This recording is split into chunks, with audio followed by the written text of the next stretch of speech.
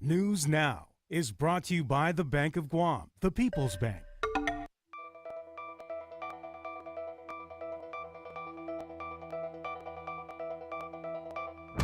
From the Pacific News Center in Hagåtña, Guam, here's Clint Ridgell and Janella Carrera with Betsy Brown and Roselle Romanes. PNC Sports with Blake Watson, and weather with Joanna O. With your news now. Half a day and welcome to PNC's News Now. We are broadcasting live on Guam and on Saipan. I'm Clint Ridgell. And I'm Janella Carrera. Thanks for tuning in. Your top story tonight. PT Mayor Ben Gumatautau has come under fire yet again for making comments that have angered some members in the Micronesian community. While he does not deny making those comments, he says deportation should apply to all criminals not born on Guam, even U.S. citizens. It may have been years ago since PT Mayor Ben Gumatautau was in the news for some distasteful comments he made regarding citizens of the freely associated states, but it appears some are still affected by it. One such person is Anne-Marie Atten. I'm not from PT, but I'm here to address about your Micronesian and deporting them. Because my background is an Army wife that served me, and I served and raised this queen. Atten is married to a Chuukese man who is an active duty reservist in the U.S. Army. She takes serious offense to Mayor Gumatautau's comments he made years ago.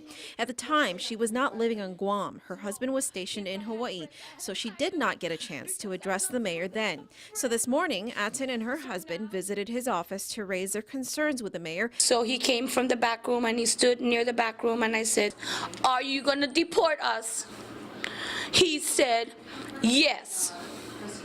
I said, "Really, Saina? Pon deport hamini man maulik fa magon huzenia sagwa pon deport ham?" Ilenya ungan, I stand by what I said.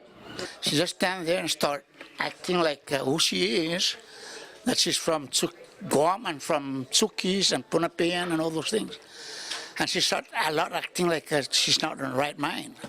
And she mentioned that, what you just told me, and I told her, I'm the one who advocated that in Mayor's Council 5 years ago, that I like to see any crime committed by these people that they're not born in Guam, I don't care who, should go back home, should be deported. Because I said I want to break the tradition of the stereotype Micronesians, because I got one Micronesian that fed me, and I'm a queen today.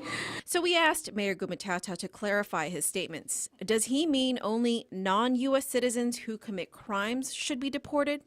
No, I don't care who. If you're a U.S. citizen, you know, you came from state of Alaska, go back to Alaska. I want this place to be a clean island and be paradise, because that's where I was born. Atten hopes that by speaking out about this issue, it would help raise awareness about the negative stereotypes FAS citizens face every day living on Guam. She would also like an apology from the PD mayor. The satellite office that the Jigo mayor gave to the Guam Police Department has yet to be used. The Jigo vice mayor asked Chief of Police Fred Berdallo today if he could staff the office during the chief's visit with the mayor's council today.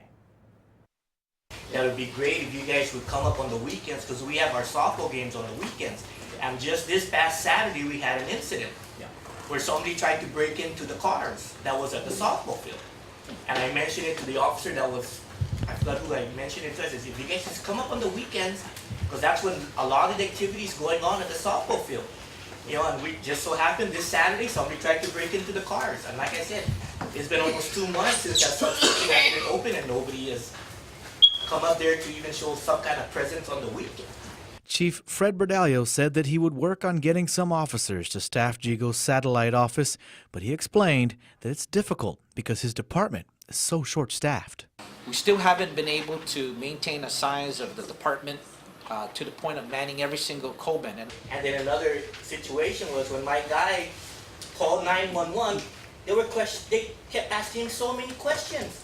I mean, if we call 911, there's a reason why we call you. Don't ask us so many questions. Oh, is this and this and this? You come up. You don't ask so much questions. That's why it's called 911. Chief Berdalio said they would also work on improving 911 responses as well.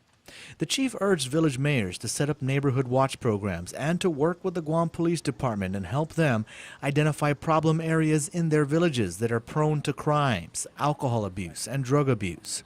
Dededo Mayor Melissa Zavares said the public parks in her village are often a place of drug and alcohol abuse. I know the officers can sometimes just be driving around because they're patrolling there, but at any point, if you can encourage them, stop by the park, talk to the people in the park, because that's how we build relationships, and by building that we have trust with each other, and then it's a partnership to make sure that our facilities are not only clean but safe.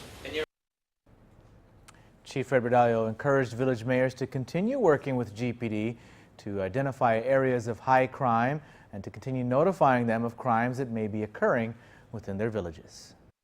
Although 2 out of the 3 suspects in the 2014 Jigo Bank of Guam robbery supposedly confessed to the crime, all 3 defendants entered pleas of not guilty today. Irvin White, his father Jackery White, and Edward Baza were arrested after police say Irvin, already in custody for the days in robbery, confessed to the notorious bank heist. In the process, Irvin implicated his father Jackery and Baza. Police say Jackery also confessed, but Baza denied any involvement. Irvin White also told police that Jathan Tatautau, now serving time for the bank robbery, and the 3 other defendants who were acquitted of the crime last year had nothing to do with it. It may come as a surprise that the Whites pleaded not guilty, considering the fact that police say they already confessed. Appearing for Edward Baza is public defender Eric Miller, for Jackery White is attorney John Terlahi, and for Irvin White is attorney Annie Gale. Court record's also going to show that you each waive a reading of the indictment and you're pleading not guilty to the charges contained in that indictment. Requests for juries of 12 in discovery were made. Those requests are granted. The court's going to order that the CD of the grand jury proceedings that resulted in the indictment be given to your lawyer and the people's lawyer as soon as possible, because you each are asserting your right to a speedy trial. Meanwhile, Irvin and Jackery White also pleaded not guilty to the October 2014 burglary of the San Ramon building in Hagåtña. However, the 2 waived their rights to speedy trials in that case. Jackery White also pleaded not guilty and waived his right to a speedy trial in the burglary of attorney Gary Gumatautau's home. The 3 are due back in court for the bank robbery on February 3rd at 9 a.m. The rape trial of Francis Jude Taitano continues today. His grandson, Stefan Taitano, took the stand. Stefan testified that he was very close to the victim, who was accused Taitano of raping her when she was 11 years old. Both Stefan and the victim were staying at Taitano's apartment around the time of the alleged rape in May of 2007. Stefan described the victim as spunky and happy, and he also said that she loved to draw anime pictures. Stefan appeared through video conference. Happiness, anime, that's all I remember. Did you ever see any changes in her drawings? No. Did you ever hear sobbing? No. Did you ever hear her crying? No. Did you ever hear her complain of pain? No. Did you ever see her walking funny? No. Did go somewhere in June of 2007? I do not remember. But under cross-examination, prosecutor Jeremiah Luther pointed out that for someone so close to the victim and even considered his best friend, there were some major details that he could not recall. So you know specifically that she didn't cry, sob, walk funny, or complain of pain for the entire month of May 2007, but you don't remember the month in which this very good friend of yours, who's very close to you in age, actually left Guam to move to the continental United States. All I remember is them leaving 1 month, and that was it. Stefan also testified that he didn't notice any changes in the victim's behavior after his return to Guam from Kansas. Trial resumes tomorrow. President Barack Obama gave his State of the Union address at around noon Guam time. The president said that after 15 years into this new century, many in the country are still facing hard times. But he said now America will begin to turn the page. He touted the fastest growing U.S. economy since 1999 and an unemployment rate that is lower than it was before the financial crisis. More of our kids are graduating than ever before. More of our people are insured than ever before.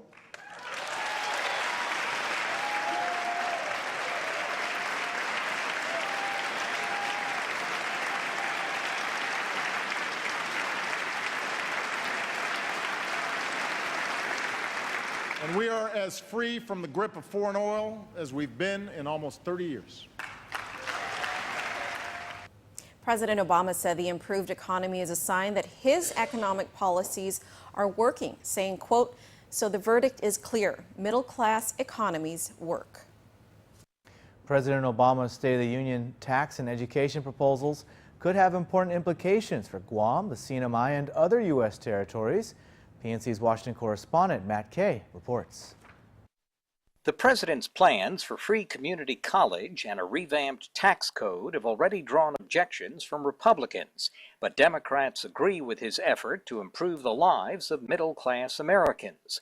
Guam Congresswoman Madeline Bordallo says free tuition would be a huge boost for Guam Community College and local higher education if Guam is included. I'm very concerned. I certainly hope that, Guam is included. We have to make sure. That's one of the reasons that I'm looking forward to the final proposal. CNMI Congressman Greg Khalili-Sablan, who sits on the House Education and the Workforce Committee, says he asked the White House about the proposal since the president did not mention the islands in earlier comments. The president only referred to stage, and it took several days before the White House could confirm for me that the free community college plan was intended to apply to all the states and to all the territories. But the White House says the president's community college plan will cost the government $60 billion over 10 years, 75% from the federal government, 25% from its and territories.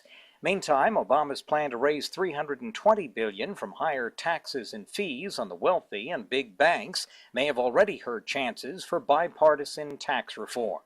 But Bordallo says strengthening the middle class and working families with child care, education, and retirement savings breaks is good for Guam if tax cuts don't hurt local mirror tax code revenues. I will work with the administration and my colleagues in Congress to ensure that Guam is treated equitably and find solutions that will minimize any adverse effect that these proposals may have on our local treasury. But Bordallo insists Congress must focus on ending across-the-board budget cuts known as sequestration, or she warns funding any of the president's initiatives will be difficult. On Capitol Hill, Matt Kay for PNC News. And we go now to Betsy Brown, who will tell you what's coming up next on News Now. Remember the big pile of waste in Jonia we showed you a month ago? Well, it's been cleaned up. More on News Now after this.